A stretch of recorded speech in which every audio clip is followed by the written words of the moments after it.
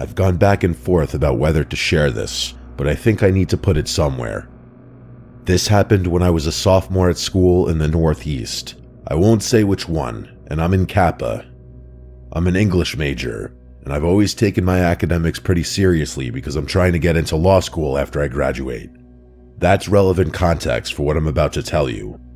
Last semester, I enrolled in this upper-level course on English Romanticism. The class was pretty small, maybe 25 students in total, and it was mostly juniors and seniors. There was a professor who led the seminars, of course, but most of the actual teaching was done by the TA during discussion sections. His name was Romer, and yes, that was his real name. I still don't know if it was a first or last name situation, but that's what everyone called him. He was maybe late 20s, kind of lanky, and gave off this I'm in a band but not a good one type of energy. He was kind of just an oddball. Anyway, the class itself was fine. A lot of close reading, a lot of discussion about nature and memory, and all that romantic nonsense. But participation was pretty dead most days. People would just sit there and wait for Romer to fill the silence, which he hated. You could tell it made him uncomfortable, which was problematic because then he'd start cold calling on people and chirping at them when they clearly didn't know what was going on. There was one guy, though, who always seemed to keep things alive. His name was Luke. He was tall with brown hair, and the only other thing I knew about him was that he was in one of the better frats on campus. He had this way of making jokes at just the right moment, not to be annoying, but to break the tension when things got awkward, and he actually did the reading, which was rare. When he talked, it was clear he knew his stuff, so the humor felt earned. He wasn't trying to be the class clown, he just had a presence. I remember thinking he was smart but kind of goofy. Anyway, since I needed to participate for my GPA, I ended up being one of the only other people who talked regularly. So it was usually me, Luke, and maybe 2 or 3 others carrying the discussion while everyone else zoned out. Romer seemed to appreciate it. He'd nod along when I made a point, and sometimes he'd build on what I said in a way that felt validating. For my first essay, and I remember this vividly, I wrote about ambiguity in Wordsworth's Tintern Abbey. It wasn't groundbreaking, but I was proud of it. When I got it back, Romer had written these long, detailed comments in the margins, not just corrections, actual agreement with my ideas. But after that, I noticed things started to shift a bit. Romer began paying more attention to me in class. He'd call on me more often, ask follow-up questions to my answers, make eye contact with me for long periods of time, stuff like that. At first, I told myself I was imagining it. TAs take a liking to certain students all the time. It's not that unusual. But then he started asking me things that felt less academic. I brushed it off though. I had other things going on. Around the same time, I started running into Luke more and more outside of class. Our sorority and his fraternity had a lot of overlap. I think Greek life is mostly stupid, but we were both in, I guess, what you'd consider top houses at our school. So we had a lot of joint mixers, date nights, and just always went to the same parties. And Luke was just always there. So naturally, we just ended up talking more and more, and I started taking a liking to him. After a few weeks of this, he asked if I wanted to grab dinner sometime, and I said sure. We went on maybe 3 dates before things progressed. He was sweet, attentive, all the things you'd want. We started sleeping together, and everything felt normal. I wasn't head over heels or anything, but I liked him. It was uncomplicated, low maintenance, and mostly painless. One afternoon after class, I was walking to my car when I saw Luke standing behind the lecture hall, smoking a cigarette with Romer. They were talking like they knew each other, which struck me as weird. I didn't even know Luke smoked.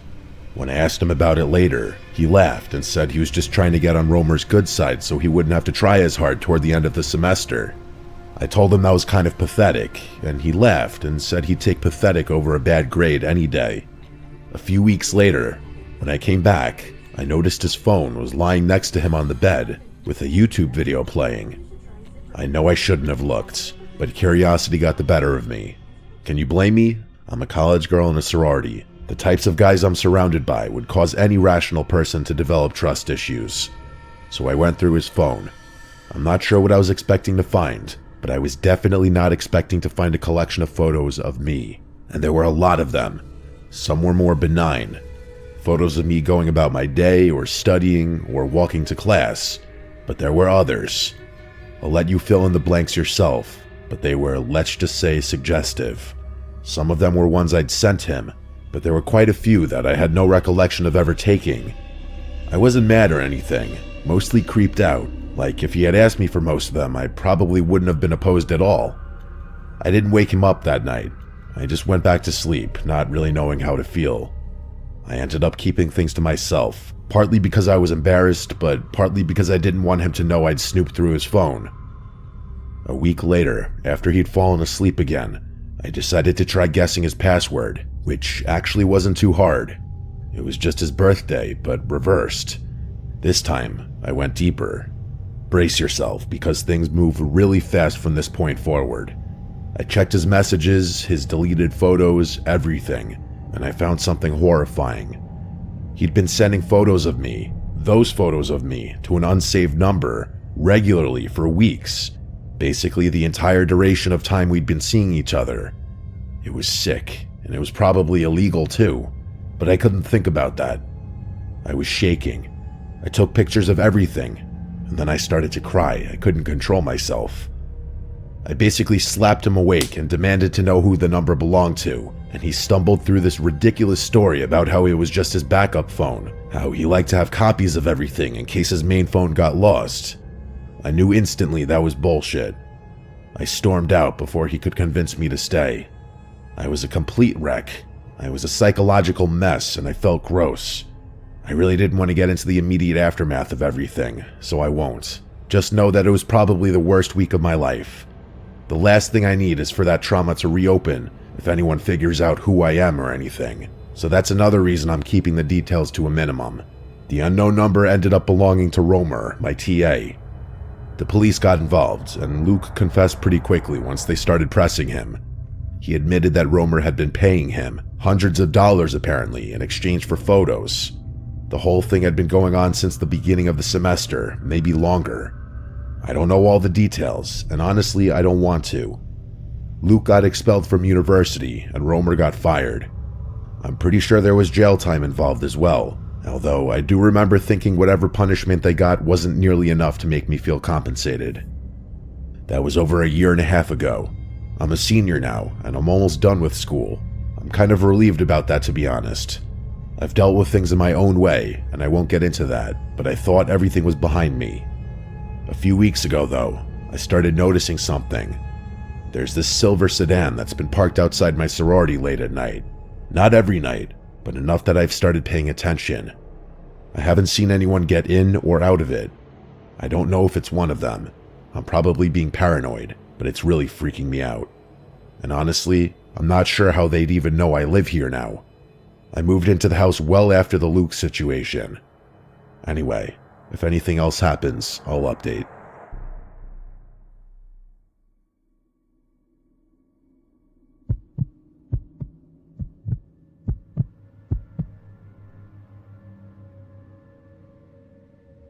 This happened like 2 weeks ago. I'm still not fully over it, but I need to get it out there because keeping it to myself is driving me insane. My name is Mike, but everyone calls me Mikey. I'm 22, and I'm still living with my parents in Northern California. And before you ask, no, it's not the California you're picturing. I always have to explain this to people. Not every part of the state is beaches and palm trees. Where I live, it snows pretty heavily. We're talking middle of nowhere, surrounded by forest, closest neighbor is a 10-minute drive kind of situation. I've been skiing my whole life, so the cold doesn't bother me. If anything, I prefer it, but that's not really the point. The point is that 2 weekends ago, my parents flew out of the country for a wedding. Some friend of my mom's was getting married in Portugal, and I wasn't invited, but I didn't really care about that. A weekend alone in the house sounded kind of nice. Our house isn't anything special, just your standard 3-bedroom, 1-story, nothing fancy. My parents' room is at one end of the hall, mine is at the other, and there's a guest room in between that we mostly use for storage. The living room and kitchen are in the middle of the house, and the front door opens right into the living room. I'm describing this because it'll be important later. The first night alone was fine. I went to bed around 2 a.m. and passed out pretty quickly. The second night is when everything went wrong. I went to bed around the same time, maybe a little earlier. I remember being more tired than usual, so I knocked out fast. I don't know what time it was when I woke up, but it was the middle of the night. That's pretty irregular for me. I knew something woke me up because I always have to keep my phone on airplane mode when I sleep. So it wasn't that, but I had no idea what it could have been. I scanned the room, but it was pitch black. As my eyes started adjusting to the darkness, though, I saw something strange. My closet door was wide open. I always keep that door closed, always. It's one of those sliding doors that doesn't stay shut on its own, so I make a point of closing it every night before bed. I know that sounds weird, but I've had to think about open closet doors since I was a little kid. The point is, I didn't leave it open. I know I didn't. I started freaking out a little. My brain was doing that thing where it's trying to convince you that you're still dreaming, but I knew I wasn't. I was fully awake. I could feel my heart starting to pound, and I couldn't shake the feeling that something was really, really wrong. Without thinking, I reached over to my nightstand, grabbed my phone, and turned the flashlight on. I literally screamed when I saw them. There were two figures standing at the edge of my bed, just standing there. Before I could make out any features, they scattered in opposite directions like they were trying to avoid the light beam. It was freaky how fast they moved, almost like they knew I had been about to turn the light on. I started flailing my phone around, trying to keep it on them, but they were too quick. I heard something clatter to the floor, but I didn't have time to process it. I just started screaming. I don't even know what I was screaming. I think I was just making noise out of pure panic. The two figures bolted from my bedroom door. I heard their footsteps pounding down the hallway, and I started chasing them before I could have a second thought. By the time I got out of bed and made it to the hall, though, I heard the front door slam. I ran to the living room, but they were already gone. I stood there in the living room for I don't even know how long. My hands were shaking, and I was just trying to focus on catching my breath. The moment I regained my composure, I ran back to my room, locked the door, and called 911. While I was waiting for the police in the safety of my locked room, I finally turned the light back on. That's when I looked down at the floor by the edge of my bed and saw what had clattered during the commotion. It was one of my mom's kitchen knives. I almost threw up. I'm not kidding. Those people had been standing over me with a knife while I was sleeping. If I hadn't woken up when I did, I don't even want to think about what would have happened. I probably wouldn't have woken up. The police showed up maybe 20 minutes later. They searched the entire property, but there was no sign of anyone, of course. They took my statement, asked me a bunch of questions, and then one of the officers told me I must have forgotten to lock the front door. I told him I remembered locking it, but he just kind of shrugged and said that was the only explanation, being as there were no signs of forced entry, and every other door and window throughout the entire house was locked. The only thing that even could have been unlocked was the front door. I accepted that and watched them leave, but I knew I locked the front door. Fast forward through the nonsense of my parents getting home the next day and scolding me all over again for forgetting to lock the front door. There's no need to get into that. It's been 2 weeks now, and I still don't have an explanation. Forget whether the door had been locked or not. Why the hell were two people in my room with a knife? Just rob the place. It's not like I would have noticed them come and go. At first, I thought whoever broke into my house that night might have known my parents were out of the country, but now I'm starting to doubt that theory, because I have trouble believing standard thieves would go out of their way to kill someone.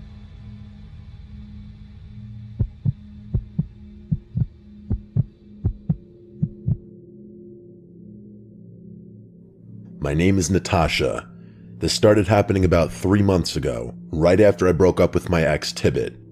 I'm 23, and I just moved into my first solo apartment after living with roommates since college.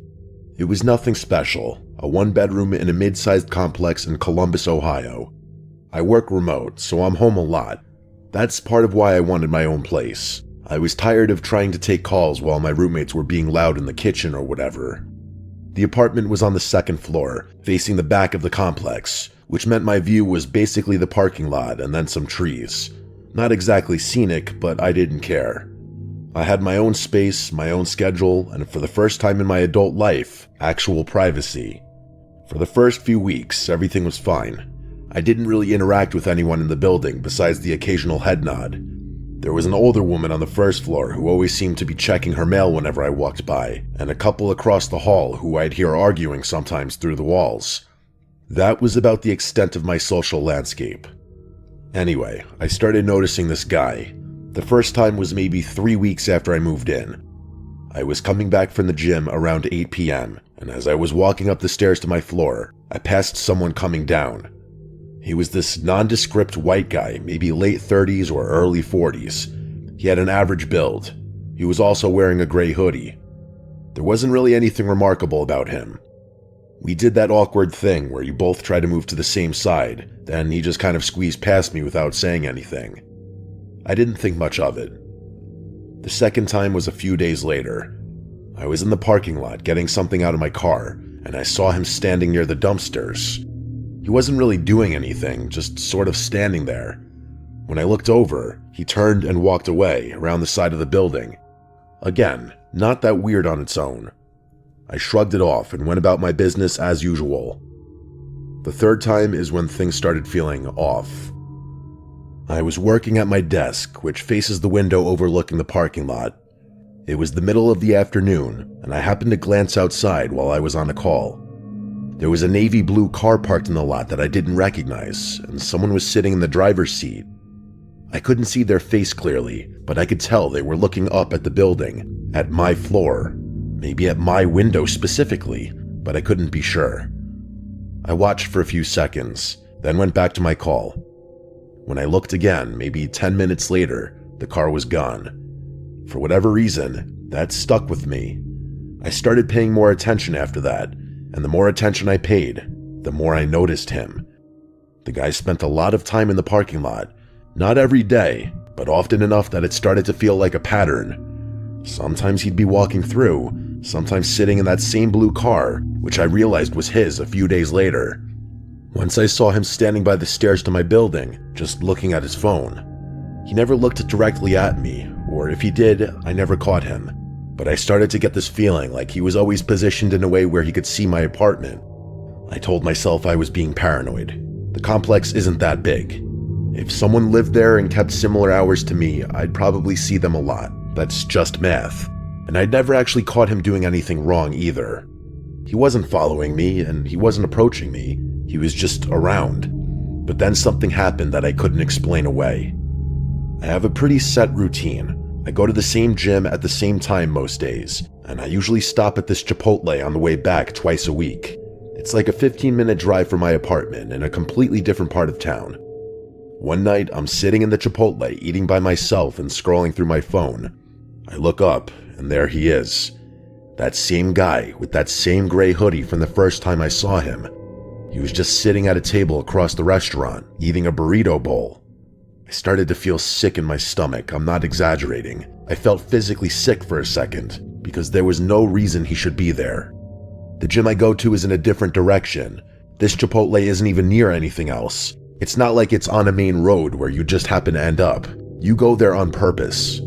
I tried to rationalize it. I mean, Chipotle is pretty popular, and he was eating, but he was also looking at me. Not obviously. He looked down at his food, then glanced up, then looked down again. But I could feel it, and when I got up to leave, I swear he started gathering his stuff too. I walked to my car fast. I didn't run, but I was moving. I got in, locked the doors, and just sat there for a second. When I looked back at the restaurant, I couldn't see him through the windows. I don't know if he came outside or not, but I didn't want to stick around. The drive home, I kept checking the mirrors. I didn't see anyone following me, but I took a weird route just to be safe.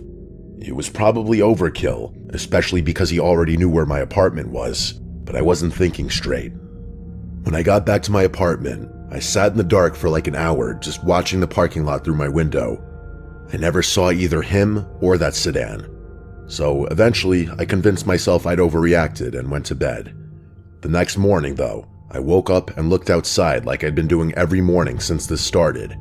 The sedan was there, and I could see someone sitting in it, so I didn't think twice and just called the police. I felt stupid doing it. What was I gonna say? Something along the lines of, there's a guy who I keep seeing and it's making me uncomfortable. As silly as it sounded, I called anyway, and I tried to explain the situation. The officer I talked to was polite, but clearly thought I was being paranoid. He said they could send someone to check the parking lot, but unless the person was doing something illegal, there wasn't much they could do. He suggested I document things, write down dates and times, take pictures if I could, and call back if anything escalated. By the time a patrol car actually showed up, maybe 45 minutes later, the sedan was gone. The officer walked around the complex, knocked on a few doors, and basically told me what I expected. No sign of anyone suspicious, no complaints from other residents. He gave me a card and told me to call if anything else happened. Nothing happened for about a week after that. I started to relax a little. I figured maybe the police visits had spooked that creep, or maybe I really had been imagining things and my brain just needed to reset. But then I got the note. It was slipped under my door sometime during the night, and I found it in the morning when I woke up. It was a handwritten note that read, "You should really close your blinds at night." I was terrified. I remember dropping the note out of fear before scrambling to pick it back up. My hands were shaking, and I felt a really nasty feeling of danger and helplessness. I ended up moving out 2 weeks later. I didn't even wait for my lease to end. I just paid the penalty and left. I thought that was the end of it. I moved back in with my parents, planning to stay there until I found another apartment. But if that was really the end of it, I probably wouldn't be writing this. About a month after moving back home, I was driving back from the gym. A different gym, obviously, one near my parents' place, and that's when I saw it. A navy blue sedan parked on a random side street maybe 2 blocks from my parents' neighborhood. I immediately recognized the car, and I knew it was the same car. I knew it for a fact. I sped the rest of the way home, trying not to freak out. I didn't see anyone following me, but that almost made it worse, because if it was him, and I'm almost positive it was, then he probably already knew where I was going. I told my parents as soon as I got inside. My dad said he'd keep an eye out, and my mom started double-checking all the locks. They've been watching the street more carefully since then, and my dad even mentioned getting a camera for the front porch. It's been about 2 weeks, and I haven't seen that car since. Part of me wants to believe it was a coincidence, that it was just a similar car and I'm losing my mind, but I know what I saw. I don't even know how he found me, but I really don't want to think about the possibility that I have a dedicated stalker who's been tracking everything I do. I'm quite honestly scared to do anything that involves leaving the house. I'm debating getting the police involved again, but there's not much I'd be able to even tell them. Hopefully this story needs no updates.